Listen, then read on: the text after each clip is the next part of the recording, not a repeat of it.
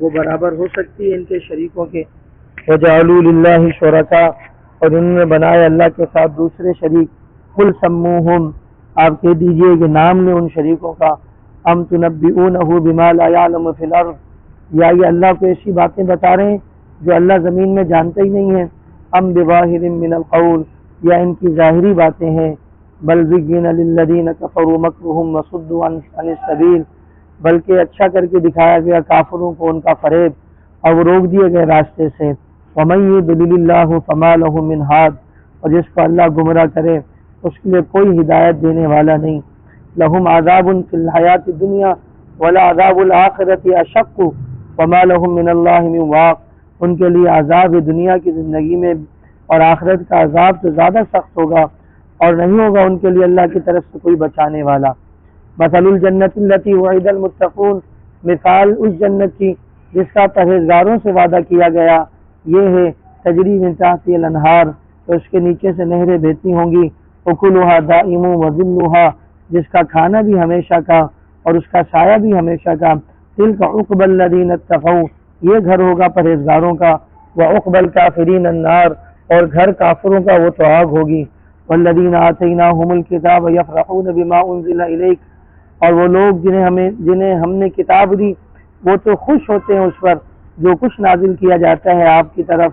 ومن الاحزاب من ینکر بعضا، اور ان لشکروں میں سے بعضیں انکار کر دیتے ہیں اس قرآن کے بعض حصے کا. قل انما امرت ان اعبد اللہ، آپ کہیے مجھے حکم دیا گیا کہ میں عبادت اللہ کی کروں. ولا اشرک بہ، اور میں اس کے ساتھ کسی کو شریک نہ بناؤں. الیہ ادعو و الیہ مآب، اسی کی طرف میں بلاتا ہوں اور اسی کی طرف ہے ٹھکانہ. وکذالک انزلناہ حکما عربیا، اور اسی طرح تو ہم نے اتارا یہ قرآن حکم بنا کر عربی میں. وَلَئِنِ اتَّبَعْتَ أَهْوَاءَهُمْ بَعْدَ مَا جَاءَكَ مِنَ الْعِلْمِ، اور اگر آپ نے اتباع کی ان کی خواہشات کی بعد اس کے کہ آپ کے پاس علم آیا، تو مَالَكَ مِنَ اللَّهِ مِنْ وَلِيٍّ وَلَا وَاقٍ، تو آپ کے پاس کوئی نہیں ہوگا اللہ کے علاوہ کوئی حمایتی اور نہ کوئی بچانے والا. وَلَقَدْ أَرْسَلْنَا رُسُلًا مِنْ قَبْلِكَ، اور البتہ تحقیق ہم نے بہت سے رسول بھیجے آپ سے پہلے بھی. وَجَعَلْنَا لَهُمْ أَزْوَاجًا وَذُرِّيَّةً، اور ہم نے ان کی بیویاں بھی بنائی اور ان کی اولاد بھی بنائی. وما كان لرسول ان ياتي بآية الا باذن الله، اور کسی رسول کے لیے جائز نہیں، کسی رسول کے لیے مناسب ہی نہیں کہ وہ کوئی معجزہ نشانی لے آئے مگر اللہ کے حکم سے. لكل اجل کتاب، ہر وعدے کا ایک وقت لکھا ہوا ہے. يمحو الله ما يشاء ويثبت، اللہ جو چاہتا ہے مٹا دیتا ہے اور جو چاہتا ہے اس کو باقی رکھتا ہے. وعنده ام الکتاب، اور اسی کے پاس اصل کتاب ہے. وإما نرينك بعض الذي نعدهم او نتوفینک فانما علیک البلاغ وعلینا الحساب، اگر ہم آپ کو دکھا دیں بعض وعدے جو ہم نے ان سے کیے ہیں، ہم چاہیں تو آپ کو وفات بھی دے دیں وعدے پورے نہ ہوں، کیونکہ آپ کے ذمہ بات کا پہنچانا ہے اور ہمارے ذمہ حساب کا لینا ہے. اولم یروا انا ناتی الارض ننقصها من اطرافها، کیا وہ نہیں دیکھتے ہم لے آ رہے ہیں زمین کو گھٹاتے ہوئے اس کے کناروں سے. واللہ یحکم لا معقب لحکمہ، اور اللہ فیصلہ کرتا ہے کوئی پیچھے نہیں کر سکتا اس کے فیصلے کو. وہو سریع الحساب، اور وہ جلدی حساب لینے والا ہے. وقد مکر الذین من قبلہم فللہ المکر جمیعا، اور ان سے پہلے بھی لوگوں نے فریب کیے اور تمام تدبیریں تو اللہ کے پاس ہیں. یعلم ما تکسب کل نفس، وہ جانتا ہے ہر نفس جو کچھ کماتا ہے. وسیعلم الکفار لمن عقبی الدار، اور کافر بھی ان قریب جان لیں گے کس کے لیے اچھا ٹھکانہ ہوگا. ویقول الذین کفروا لست مرسلا، اور کافر کہتے ہیں آپ نہیں ہیں بھیجے ہوئے. قل کفی باللہ شہیدا بینی وبینکم، آپ کہیے اللہ میرے اور تمہارے درمیان گواہ کافی ہے. ومن عنده علم الکتاب، اور وہ بھی جس کے پاس کتاب کا علم ہے. صدق اللہ العظیم وصدق رسولہ النبی الکریم ونحن علی ذلک لمن الشاہدین والشاکرین والحمد للہ رب العالمین. درود پاک پڑھیں. اللہم صلی علی محمد وعلی آل محمد کما صلیت علی ابراہیم وعلی آل ابراہیم انک حمید مجید.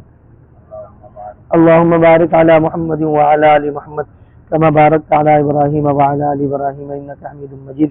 اللهم صل على محمد في أول كلامنا، اللهم صل على محمد في أوسط كلامنا، اللهم صل على محمد في آخر كلامنا. يا رب صل وسلم دائما أبدا على حبيبك خير الخلق كلهم، هو الحبيب الذي ترجى شفاعته لكل هول من الأهوال مقتحم. پارہ نمبر 13 سورہ رعد کی آخر کی ہم نے 32 سے لے کر آخر آیت 43 تک تلاوت کی ترجمے کے ساتھ۔ اللہ تعالیٰ ان آیات کے مفہوم کو سمجھنے اور عمل کرنے کی توفیق نصیب فرمائے۔ پچھلی آیت کے اندر آپ نے پڑھا تھا کہ یہ کافر مشرکین مکہ جناب نبی کریم صلی اللہ علیہ وسلم کا بعض باتوں میں مذاق بھی اڑاتے اور نبی کریم صلی اللہ علیہ وسلم سے من چاہے معجزات طلب کرتے کہ اگر آپ پیغمبر ہیں تو ان پہاڑوں کو دور کروا کے دکھا دیجئے، اگر آپ پیغمبر ہیں تو آپ کے پاس خزانوں کا ڈھیر ہونا چاہیے جو آپ غریبوں میں تقسیم کریں، اگر واقعی اللہ نے آپ کو بھیجا ہے تو پھر آپ ہمیں مردوں کو زندہ کروا کے دکھا دیجئے۔ تو اللہ تبارک و تعالیٰ نے ایک جواب تو مزید یہاں دیا، فرمایا کہ آپ کے ذمہ بات کا پہنچانا ہے اور ہمارے ذمہ معجزات کا ظاہر کرنا ہے، ہمارے ذمہ جو ہے نا معاملات کا پیدا کرنا ہے، آپ کا ذمہ ہی نہیں ہے کہ آپ معجزات دکھاتے پھریں۔ گویا مشرکین کو یہ جواب دیا گیا، تم نے یہ سمجھ لیا کہ محبوب پیغمبر جو مرضی کر سکیں، ایسا ہے ہی نہیں۔ اگر اللہ کا پیغمبر بھی ہوگا تو صرف وہی کچھ کر سکتا ہے جو اللہ کا حکم ہوگا۔ ما کان لرسول ان یاتی بآیۃ الا باذن اللہ، فرمایا کہ رسول کے لیے تو جائز ہی نہیں ہے یا رسول کے لیے گنجائش ہی نہیں ہے کہ وہ اپنی مرضی سے کوئی معجزات لے آئے۔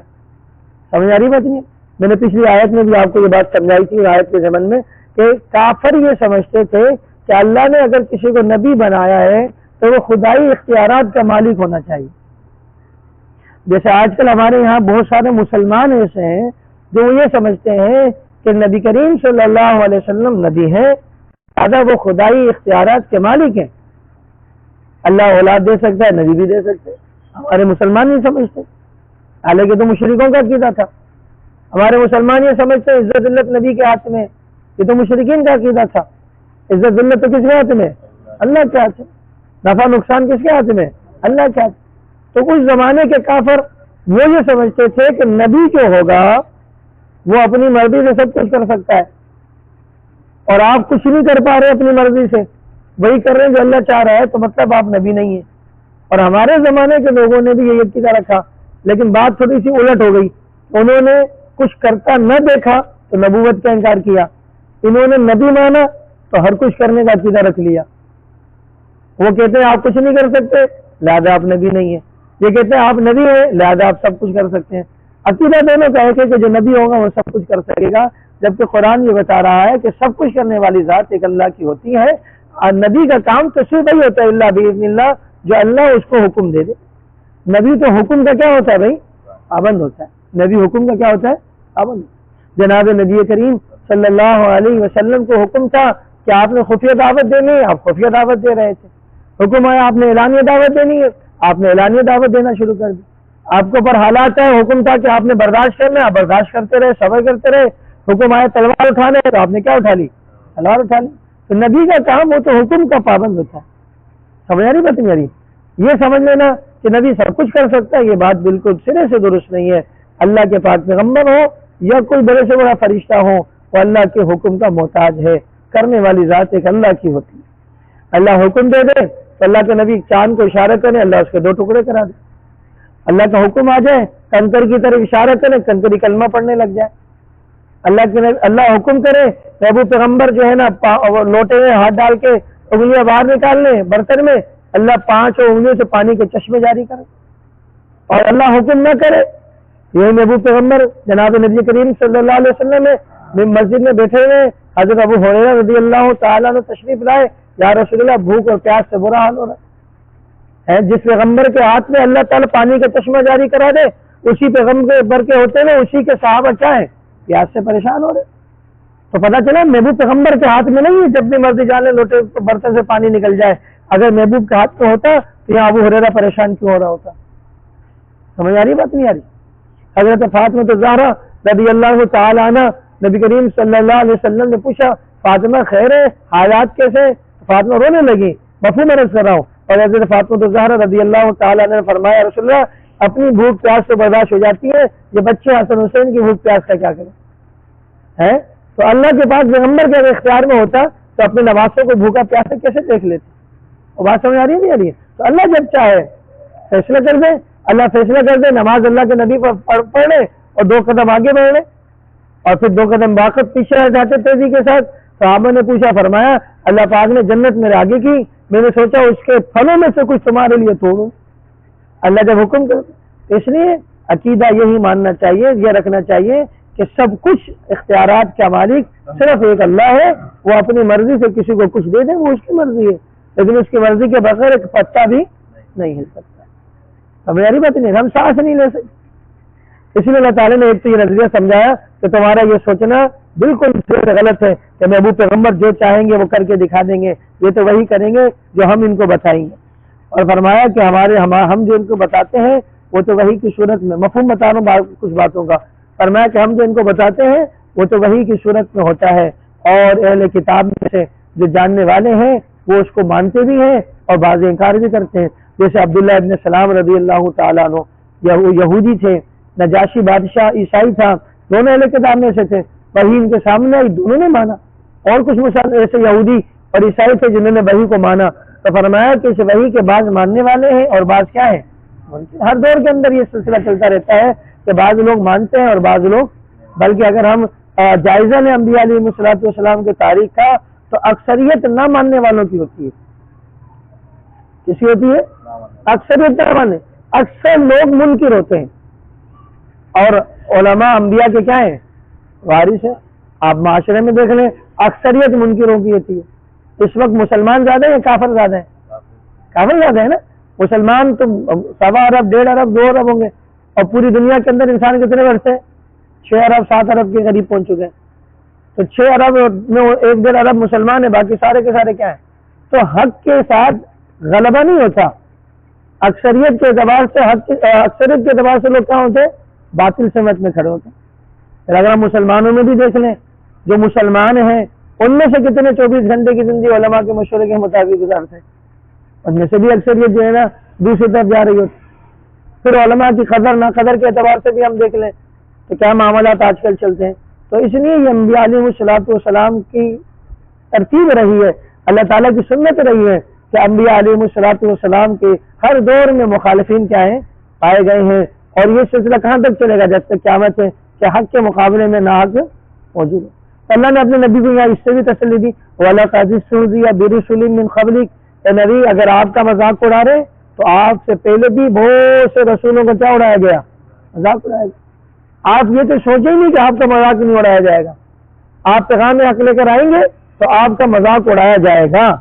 اور یہ میں نے کہا نا یہ سلسلہ ہے، نبیوں کا سلسلہ ہے، تو وارث نبیوں کا بھی یہ سلسلہ ہے جی، جو نبوت کے کام کو لے کر چلے گا ان کا بھی یہ حال ہوگا کہ سب نہیں مانیں گے۔ ہمارے دعوت و تبلیغ والے یہ جب نکلتے تو سارے انڈے پیش کرتے، سب مانتے ہیں ان کی باتوں کو بھی، ان کی بات کو کیوں؟ نبوت کا پیغام لے کے اٹھیں، تو نبوت کے نقش قدم پہ جو طبقہ چلے گا سب اس کو جو ہے نا جناب عالی اچھا سمجھنے والے نہیں ہوں گے، ان کے بھی کیا پائے جائیں گے؟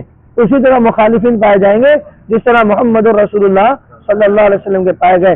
نبی کو مخالف، نبی کو پچھلے نبیوں کے ذریعے تسلی دی جا رہی ہے، اور امت کی مخالفت ہے تو سارے نبی، خود نبی کریم صلی اللہ علیہ وسلم کے واقعات سے بھی کیا دی جا رہی ہے؟ تسلی دی جا رہی ہے کہ تمہارے حق ہونے کی پہچان یہ ہے کہ تمہاری مخالفت کی جائے۔ ہم جب طلباء تھے ہم پڑھا کرتے تھے، اور آج بھی ہم پڑھتے پڑھاتے ہیں تو ہمیں سمجھایا جاتا ہے کہ تمہاری مقبولیت کی علامت یہ ہے کہ تمہارے مخالفین بھی پائے جائیں۔ اگر مخالفین نہ پائے جائے تو یہ مقبولیت کی علامت نہیں ہے، یہ تو منافقت کی علامت ہے۔ کیوں؟ اس لیے کہ حق کا پیغام دینے والے سب سے بڑے حضرت محمد مصطفیٰ صلی اللہ علیہ وسلم، جب ان کے مخالفین پائے گئے تو تم ان سے زیادہ علم والے نہیں، ان سے زیادہ عمل والے نہیں، ان سے زیادہ تقویٰ نہیں، ان سے زیادہ اچھے الفاظ نہیں، تو جب ان کے مخالف تھے سمجھاری بات جاری ہے تو پھر تمہارے بھی کیا ہوں گے؟ مخالف۔ اب ہم نے کیا دیکھنا ہے؟ ہم نے یہ نہیں دیکھنا کہ آزمائشیں آتی ہیں، ہم نے یہ دیکھنا کہ ہم کس طبقے کے ساتھ کھڑے، ہم نے اہل حق کا کس طرح ساتھ دیا، ہم آیا اہل حق کے مقابلے میں کھڑے ہوئے ہیں یا ہم اہل حق کی صف میں کھڑے ہوئے ہیں، یہ ہماری اور آپ کی آزمائش ہے۔ سمجھ آ رہی نہیں آ رہی؟ تو جناب نبی کریم صلی اللہ علیہ وسلم کو کہا کہ وَلَقَدِ اسْتُهْزِئَ بِرُسُلٍ مِّن قَبْلِكَ، آپ نہ گھبرائیں، آپ کا مذاق اڑایا گیا تو آپ سے پہلے بھی رسولوں کا کیا اڑایا گیا؟ مذاق۔ پھر دل میں آتی ہوگی اللہ نصرت کا وعدہ بھی تو ہے، مدد کا وعدہ بھی تو ہے، تو مدد کیوں نہیں آتی؟ مدد کب آئے گی؟ اللہ نے فرمایا فَأَمْلَيْتُ لِلَّذِينَ كَفَرُوا ثُمَّ أَخَذْتُهُمْ، میں نے پچھلے زمانے میں بھی ایک دم سے کسی کو نہیں پکڑا، فَأَمْلَيْتُ لِلَّذِينَ كَفَرُوا، میں نے کافروں کو کیا دی؟ ڈھیل دی ڈھیل دی ڈھیل دی.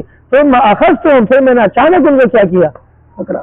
تو پھر بتانا ہے عقاب کہ دیکھو کیسا ہوگا میرا سزا دینا، میرا پکڑ.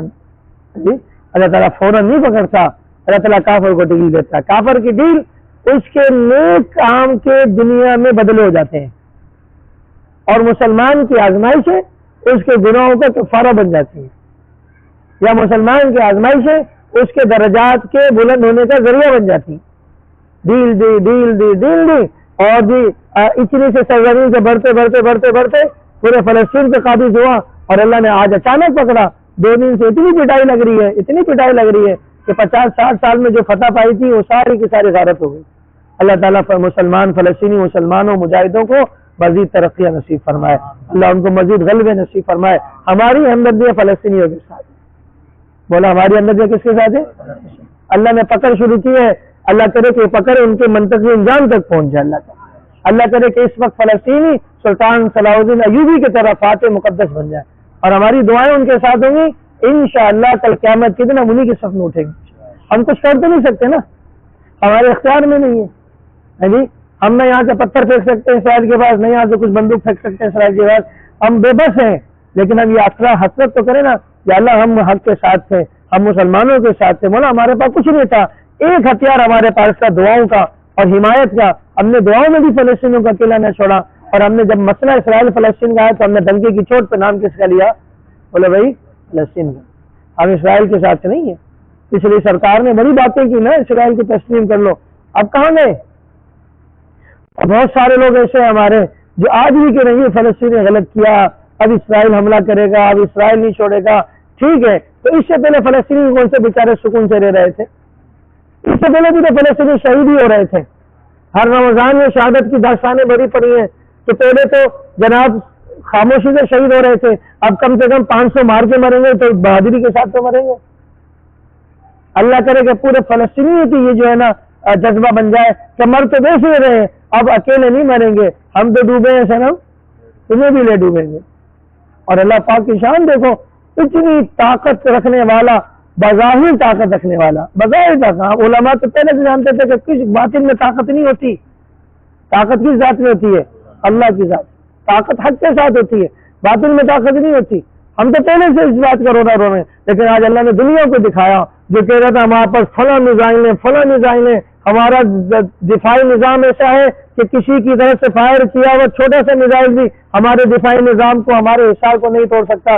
اللہ پاک نے دکھایا زمین کا ایک بڑا حصہ، پورے کے پورے شہر اللہ پاک نے کیا کرا دیا؟ فتح کرا دیا. تو طاقت اللہ کی چلتی ہے، حکم کس کا چلتا ہے؟ اللہ کے چلتا ہے.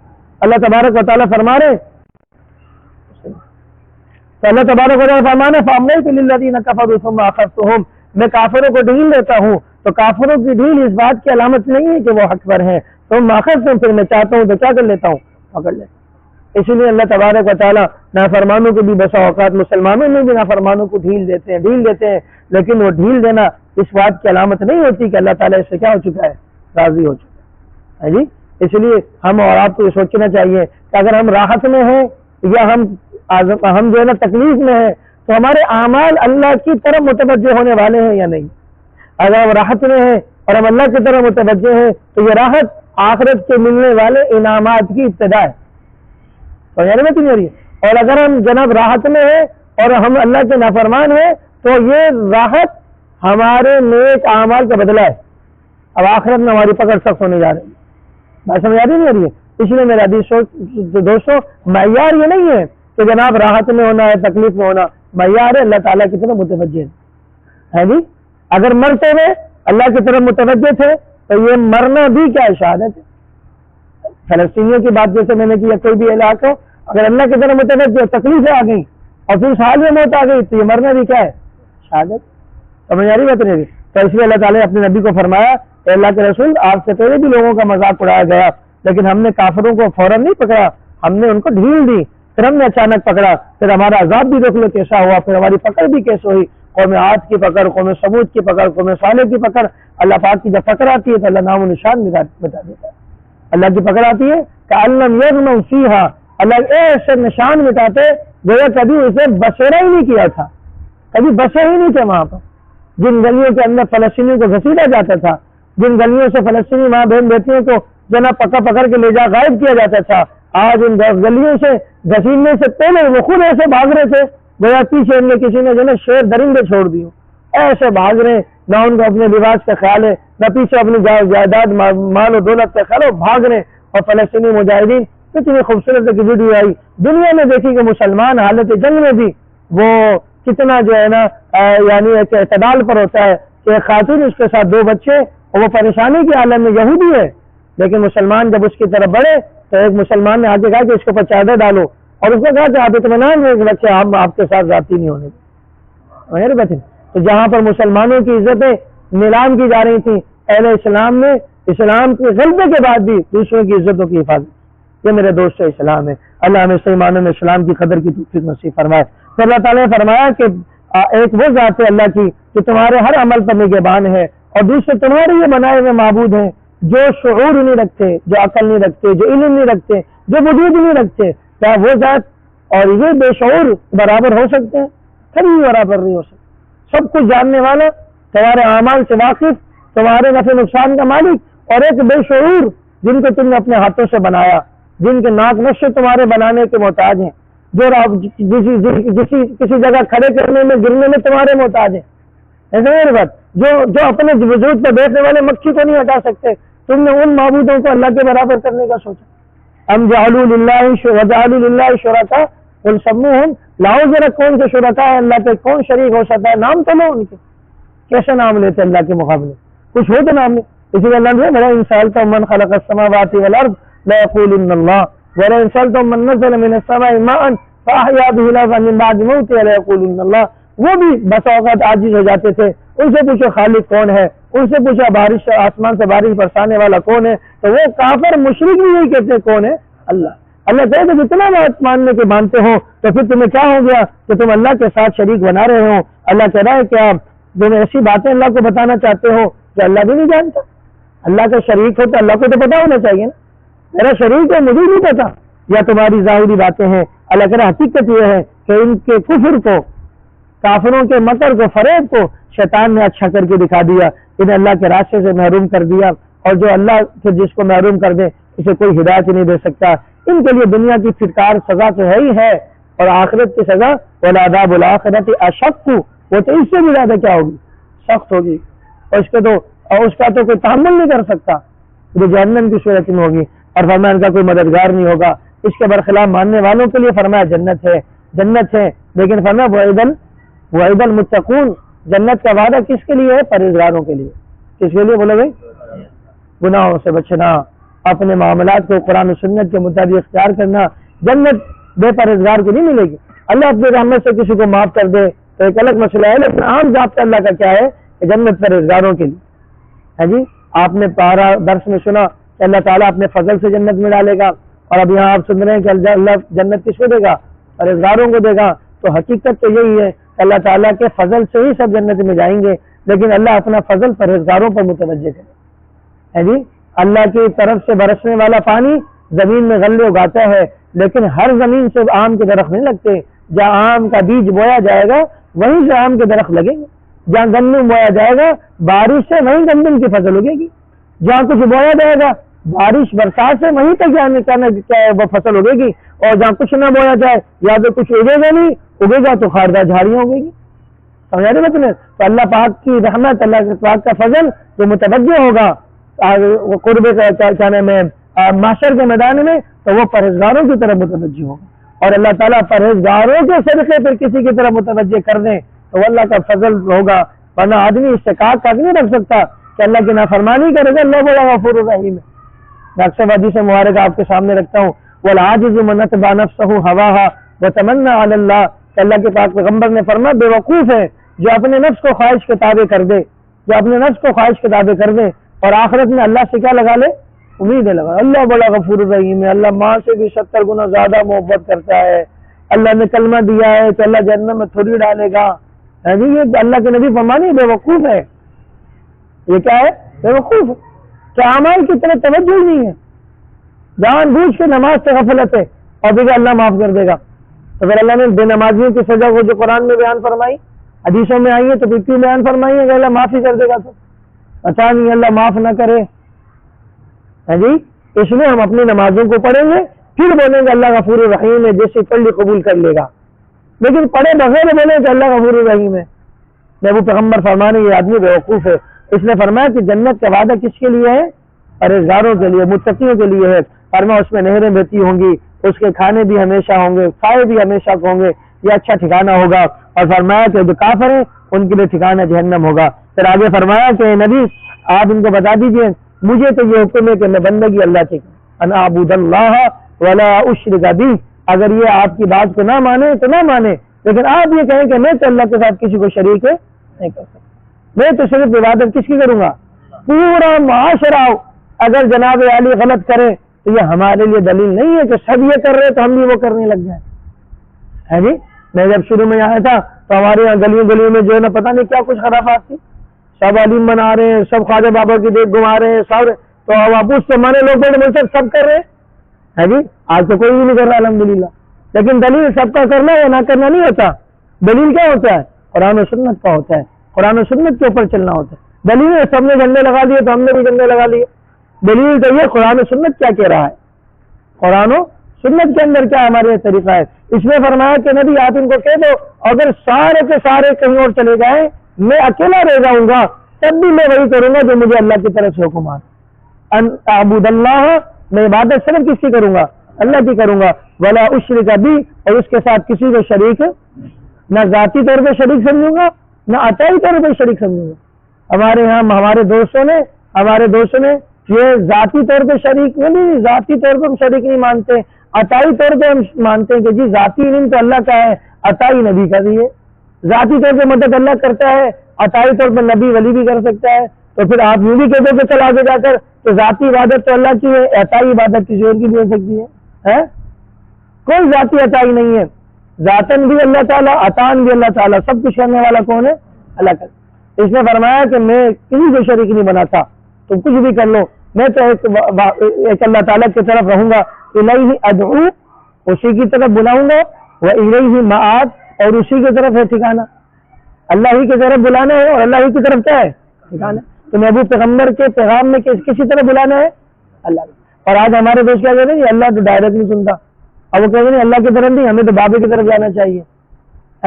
مسجد میں آنے کے وجہ سے نہیں، ہم تو عبداللہ شاہ غازی کے مزار پہ جانا ہے.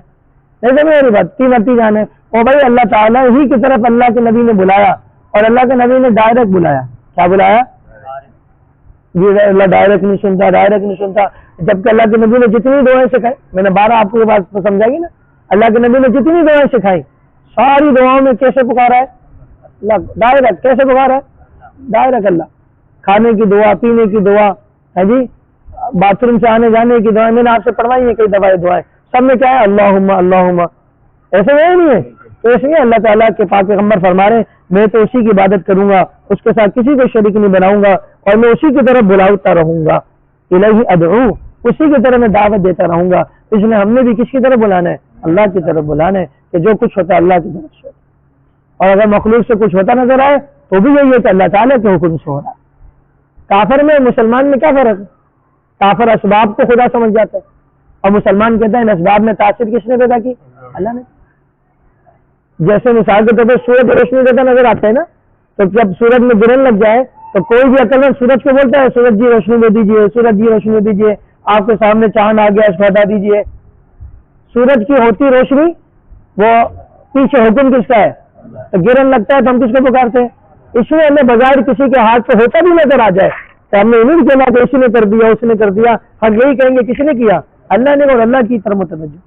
اس میں محبوب پیغمبر علیہ الصلوۃ والسلام نے فرمایا ایسا کرتا ہوں، اور فرمایا قرآن عربی زبان میں ہم نے حکم بھیجا، نازل کیا، اور فرمایا کہ نبی اگر آپ نے بھی اس قرآن کے بعد ان کافروں کی، ان ظالموں کی اتباع کی، ان کی خواہشات کے پیچھے چلے تو پھر آپ کا بھی کوئی حمایتی اور مددگار نہیں ہوگا. اب نبی کریم صلی اللہ علیہ وسلم قرآن کے خلاف جا سکتے ہیں؟ اللہ کے نبی کے خطاب کو، اللہ کے نبی کو خطاب کر کے امت کی حقیقت سمجھایا کہ جب اختیار اپنی مرضی کا محبوب پیغمبر کو حاصل نہیں ہے کہ قرآن کے خلاف چلے جائیں تو ایک امتی کو کیسے اختیار ہو سکتا ہے کہ قرآن کے خلاف ہو جائے؟ اللہ کا قرآن چیز سے کہہ رہا ہے وَلَئِنِ اتَّبَعْتَ أَهْوَاءَهُمْ بَعْدَ مَا جَاءَكَ مِنَ الْعِلْمِ مَا لَكَ مِنَ اللَّهِ مِن وَلِيٍّ وَلَا وَاقٍ اور فرمایا اگر ایسا ہوا تو آپ کا کوئی حمایتی بھی نہیں ہو سکتا، آپ کو کوئی بچانے والا بھی نہیں ہو سکتا۔ در حقیقت امت کو سمجھایا جا رہا ہے کہ اگر تم نے قرآن و سنت کو چھوڑا تو تمہارا کوئی حمایتی تمہارے کام آنے والا نہیں، اور قیامت سے تو کوئی تمہیں بچا ہی نہیں سکتا۔ باپ کہے گا جی تو میرا بیٹا ضرور ہے، دنیا میں محنت تیرے اپنی بہت ہی مشقتیں ضرور اٹھائے، لیکن اب تو میں خود کیا ہوں، پریشان ہوں، میں تجھے کیا دوں۔ اسی لیے امت کو سمجھایا جا رہا ہے کہ بات آ جاؤ۔ پھر ان کو مشہور ایک اعتراض کا جواب دیا کہ یہ کیسا رسول ہے، یہ رسول اتنی شادیاں کر رہا ہے، اس کی اولاد ہو رہی ہے، یہ کیسا رسول ہے؟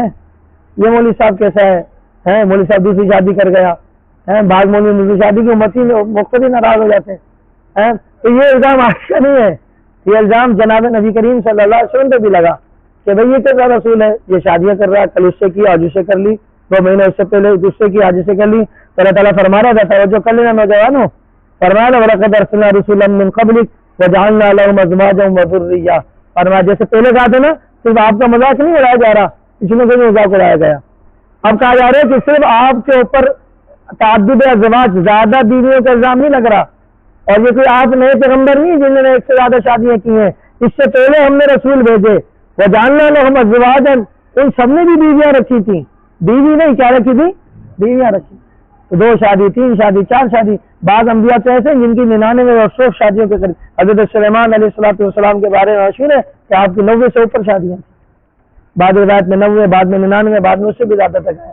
تو بہرحال ہم یہ نہیں کہہ رہے کہ آپ بھی 100 کریں، لیکن 4 تک کی گنجائش رکھیں۔ کتنے تک کی رکھیں؟ اس کو ایک نہ سمجھیں، اس کو کیا نہ سمجھیں، ہم نہیں کر رہے، آپ نہیں کر رہے، الگ مسئلہ ہے، لیکن جو کر لے اس کو حوصلہ دے بیٹا صبر کر، ابھی تجھے سامنے آ جائے گا، ہم تیرے ساتھ ہیں۔ ایک میں تو تیرا حال کچھ اور تھا، 2 میں کیا ہوگا، لیکن ہم تیرے۔ ہمارے ایک مولوی صاحب نے دوسری شادی کی، ان کا چھوٹا بھائی مولوی، وہ ان کا مخالف ہو گیا۔ مجھے پتا لگا دونوں میرے شاگرد تھے، استاد جی کے بھی شاگرد ہیں، مجھے پتا لگا میرے چھوٹے بھائی کو سہمے لگا کیا ہو گیا تجھے بھائی، تو خود مخالفت کر رہا اپنے بھائی کی۔ تو بعد میں ایک اس نے کیونکہ ہمارا مولوی صاحب سب کے سامنے کرتا تو اچھا ہوتا نا، اس نے تو کورٹ میرج کیا، میں کہ سب کے سامنے یہ ہوتا جو تو آج کیوں کر رہا ہے، جب وہ اعلان کرتا تو شادی نہیں کر لیتا، اس نے کیا کر لیا، دوسری شادی کا کورٹ میرج کر لو لیکن پہلی کا نہیں کرنا، ظالموں سمجھاری بات ہے، پہلی ماں باپ کی مرضی سے کرنا۔ تو اس لیے بہرحال یہ اللہ تعالیٰ نے فرمایا کہ بیویوں کا الزام آپ پہ نہیں لگ رہا، یہ تو ہم نے پہلے بھی نبیوں کو کیا دی ہیں، بیویاں دی ہیں، وزیر اولاد دی ہیں، اور میرے دوست یاد رکھنا نبی پہ الزام لگا کہ یہ شہوت کا جو نا متوالی ہے، یہ شہوت پرست ہے، تو یاد رکھنا انبیاء علیہ الصلوۃ والسلام شہوت پرست نہیں ہوتے، انبیاء کی زیادہ شادیاں در حقیقت عورتوں کے احکامات تاکہ عورتیں سیکھنے کے بعد عورتوں تک کیا کریں، منتقل کر دیں۔ ہماری بات نہیں آ رہی، ورنہ اگر حقیقت میں دیکھا جائے، شہوت کے اعتبار سے بھی دیکھا جائے تو مشہور بات یہ ہے کہ ایک نبی میں جنتی 40 مردوں کی طاقت ہوتی ہے، اور جنت کا ایک مرد دنیا کے 100 پہلوانوں کے برابر ہوتا ہے، تو گویا کہ ایک نبی میں 4000 مردوں کی طاقت ہوتی ہے، ایسے ہی 40 ضربے 100 4000 ہوگا، تو 4000 مردوں کی طاقت ہوتی ہے۔ بعض حدیث میں آیا کہ ایک نبی میں جنت کے 100 مردوں کی کیا ہوتی ہے، طاقت ہوتی ہے، اور جنت کا ایک مرد دنیا کے 40 مردوں کے برابر ہوتا ہے، بات پھر بھی صحیح ہو جائے گی۔ تو اس لیے اگر نبی 100 افراد کی طاقت رکھتا ہے نا، اور ایک فرد کے حساب سے بھی شادی کرے تو 4000 شادی ہونی چاہیے ان کی، تو شہوت پرستی نہیں ہوتی، کافروں کا الزام ہے۔ جب وہ پیغمبر علیہ الصلوۃ والسلام کے تعدد ازواج شادیاں ایک بہت بڑا مفہوم و مضمون ہے، یہ اس کا اصل مقصد کیا تھا کہ عورتوں کے احکامات عورتیں سیکھیں اور وہ عورتوں تک کیا کریں، جیسے آپ نے دیکھا ام المومنین حضرت عائشہ صدیقہ طاہرہ رضی اللہ تعالی عنہ کی فقاہت، سمجھ بات نہیں آئی، اور حضرت ام سلمہ کے مسائل معاملات جو امت کے سامنے آئے حضرت زینب کے ذریعہ ہے، تو یہ امت کو جو ہے نا نبوت والے اعمال، اسلامی اعمال منتقل کرنا مقصود ہوتا ہے، نہ کہ شہوت پرستی۔ بہرحال پھر آگے وہی اعتراض جو میں نے آپ کو بتا دیا، آگے فرمایا اللہ تعالیٰ ہی مٹاتا ہے جو چاہتا ہے اور ثابت رکھتا ہے، اصل کتاب اس کے پاس ہے، اس میں بھی وضاحت ہو گئی کہ نفع نقصان کا مالک اللہ ہے، اللہ تعالیٰ جو چاہتا ہے اس میں کس نے اپنے لوح محفوظ میں لکھ دیا ہے، اب اسی کے مطابق کیا ہو رہا ہے کیا نہیں ہو رہا ہے اس کے اپنے اختیار میں ہے۔ ابھی فرمایا کہ نبی اچھا پھر کافر کی بھی بات کہا کرتے تھے کہ جناب آپ ہر وقت ہمیں ڈراتے رہتے ہیں یہ ہو جائے گا وہ ہو جائے گا، تو وہ کیوں نہیں ہو رہا ہمارے ساتھ، ہم تو تسلسل سے آپ کی نافرمانے۔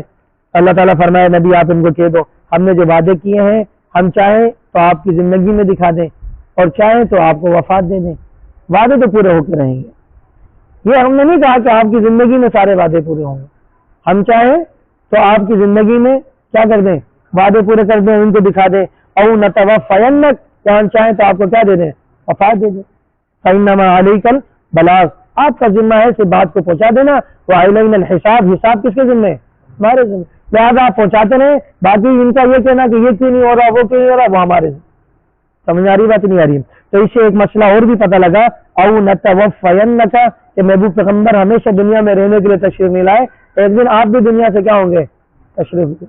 ایک بچی کو میں دیکھ رہا تھا، وہ کہہ رہا تھا میں میلاد کے اوپر ایک ایسا حوالہ دوں گا، ایسی دلیل دوں گا اور ایسا نقطہ بتاؤں گا کہ بس وہ ایٹم بم ہوگا، اور پھر اس نے نقطے بتائے، اور میں سے ایک نقطہ بتایا کہ میلاد کے منکر وہ ہوں گے، میلاد وہ نہ منائے جو نبی کی وفات کے قائل ہوں۔ ہم تو نبی کو زندہ مانتے ہیں، ہم تو نبی کو کیا مانتے ہیں؟ تو ہم سب بھی نبی کو زندہ مانتے ہیں، مانتے نہیں مانتے بھائی؟ آپ صلی اللہ علیہ وسلم قبر شریف میں حیات ہے یا نہیں ہے؟ لیکن دنیا سے تو وفات ہوئی ہے نا، دنیا سے وفات ہوئی ہے نہیں ہوئی ہے؟ تو دنیا کا معاملہ دنیاوی زندگی و حیات کے اعتبار سے ہوتا ہے نا۔ آپ صلی اللہ علیہ وسلم کے بارے میں اس سے بھی پوچھو، بھائی تجھے کہتا ہے نبی زندہ ہے، نبی کی عمر بتا، وہ بتائے گا 63 سال، تو 63 سال تو نہیں بتانا چاہیے نا، وہ تو 1400 سال، 1500 سال بتانے چاہیے عمر، وہ بھی کہے گا 63 سال۔ 63 سال میں کیا ہوا تھا؟ آپ کی عمر 63 سال میں کیوں آتے رہے؟ وہ بھی کہے گا کہ نبی دنیا سے تشریف لے گئے۔ تو بھائی اسی وفات کا ہم تذکرہ کرتے ہیں۔ باقی رہا قبر شریف میں، تو ہم سب اہل سنت والجماعت کا عقیدہ نظریہ ہے کہ الانبیاء احیاء یصلون فی قبورہم، انبیاء سارے کے سارے جہاں کہیں بھی اپنے زمانے میں دفن ہوئے، چاہے ان کی قبریں ہمیں معلوم ہیں یا نہیں ہے، سارے کے سارے انبیاء اپنی قبروں میں کیا ہیں؟ حیات ہیں، اور تلذذ کے لیے رب کی عبادت بھی کرتے ہیں۔ جن کو رب کی عبادت میں مزہ آ جائے وہ ادھر مزے لے رہے اور فرمایا کہ ہماری بعض نشانیاں تو نظر بھی آ رہی ہیں، ہم زمین کو ان کے اوپر کیسے تنگ کرتے جا رہے ہیں۔ کافروں کے اوپر زمین تنگ بھی ہوتی رہتی ہے، جیسے آج فلسطین کے اوپر کافروں کی زمین تنگ ہو رہی ہے، انشاءاللہ اور تنگ ہوگی، وہ دن انشاءاللہ نظر آئے گا کہ بیت المقدس کے اندر مسلمان آزادانہ انشاءاللہ نمازیں قائم کریں گے انشاءاللہ۔ اور پھر اس کے بعد فرمایا کہ یہ ان سے پہلے بھی لوگوں نے فریب کیے، مکر کیے، اور سارے کے ساری تدبیریں تو اللہ کے علم میں ہے، یا سارے کے سارے مکر تو اللہ کے علم میں ہے۔ اللہ تعالیٰ کا امر ہی غالب آتا ہے، اور کافروں کا برا ٹھکانہ ہوگا۔ اور یہ اگر آپ الزام لگا رہے ہیں کہ لست مرسلا، آپ رسول نہیں ہے، اے نبی اگر یہ آپ کو رسول نہیں مان رہے تو آپ تو پریشان ہونے کی ضرورت نہیں ہے۔ قل کفی باللہ شہیدا بینی و بینکم، آپ کہہ دیجئے کہ میرے تمہارے درمیان، تم نہ مانو لیکن میں اللہ کا رسول ہوں یا نہیں، اس میں گواہ دینے والا کون ہے؟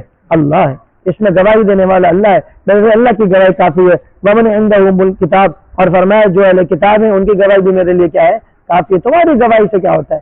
اس لیے کسی کے ماننے نہ ماننے سے فرق نہیں پڑتا، وہ مان جائے کہ یہ میرا کافی ہے۔ کسی کا صحیح برا کہنے سے فرق نہیں پڑتا، وہ کہتے کہ یہ صحیح بندہ ہے۔ اس لیے ہم نے منوانا ہے، کس کو ہے؟ اس کو منوانا ہے۔ ہم نے دنیا کے منانے کی فکر نہیں لینی۔ جو لوگ دنیا والوں کے منانے کی فکر میں لگتے ہیں وہ اس ماننے والے سے غافل ہو جاتے ہیں، اور جو اس کو سامنے رکھتے ہیں، دنیا تو اللہ کے ہاتھ میں ہے، وہ دنیا والوں کو بھی کیا کرتا ہے؟ منا دیتا ہے۔ اللہ تعالی ہمیں ان باتوں کو سمجھنے کی توفیق نصیب فرمائے۔ وآخر دعوانا الحمدللہ رب العالمین۔ سبھی کچھ بات کریں گے ساتھیوں سے؟ الحمدللہ رب العالمین والعاقبۃ للمتقین والصلاۃ والسلام علی سید الانبیاء والمرسلین رب اغفر وارحم وانت خیر الراحمین۔ مولا کریم ہم سب کے حاضر قبول فرما، مولا کریم ہم سب کے تمام صغیرہ کبیرہ گناہوں کو معاف فرما، مولا کریم ہم سب کے حال پر رحم فرما، کرم فرما، خیر و عافیت والا معاملہ فرما، ہر طرح کی آفات و بلایات و مصیبات سے ہماری حفاظت فرما۔ مولا کریم یا اللہ فلسطین کے مجاہدین کو یا اللہ کامل یا اللہ فتوحات نصیب فرما، مولا کریم آئندہ اہل فلسطین کی حفاظت فرما، مولا کریم یا اللہ ری ایکشن سے یا اللہ مسلمانوں کی حفاظت فرما، مولا کریم آپ ہی کے ہاتھ میں یا اللہ قدرت ہے، یا اللہ آپ ہی ہر چیز پر قادر ہیں، مولا کریم اپنی قدرت سے یا اللہ فلسطین کے مجاہدین، فلسطین کے مسلمانوں کو اب راحت والی زندگیاں نصیب فرما، آرام والی زندگیاں نصیب فرما۔